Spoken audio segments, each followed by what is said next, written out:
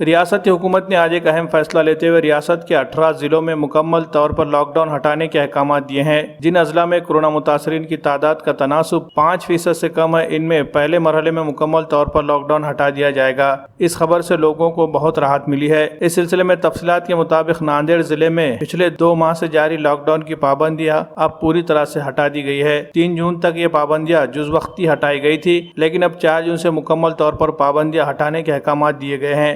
تمام دکانیں کھلی رکھنے کی اجازت ملتے ہی شہر میں ایک مرتبہ پھر سے رونق لوٹ آئی ہے۔ لوگ اپنی اپنی ضرورت کی چیزیں خریدنے کے لیے بازاروں کا رخ کر رہے ہیں۔ لاک ڈاؤن کی وجہ سے کاروبار متاثر ہو چکے ہیں اور تاجر برادری کو بھی زبردست نقصان اٹھانا پڑ رہا تھا۔ لاک ڈاؤن ہٹنے سے متاثرہ کاروبار اب دھیرے دھیرے پٹری پر آنے لگے ہیں۔ ناندیڑ میں کورونا متاثرین کا تناسب 5% سے کم درج کیا جا رہا ہے، جبکہ جس وقت کورونا کے معاملات تیزی سے بڑھ رہے تھے، یہ تناسب بڑھتے بڑھتے 20 سے 25% تک پہنچ گیا تھا۔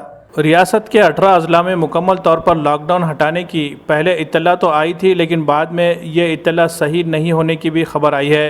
اس لیے ریاست کے 18 اضلاع میں مکمل طور پر لاک ڈاؤن ہٹا یا نہیں، ابھی اس پر کافی تذبذب کا ماحول بنا ہوا ہے۔ بتایا جا رہا ہے کہ اس معاملے میں وزیر اعلیٰ ادھو ٹھاکرے خود کوئی فیصلہ لیں گے اور اس سلسلے میں کوئی اعلان کریں گے۔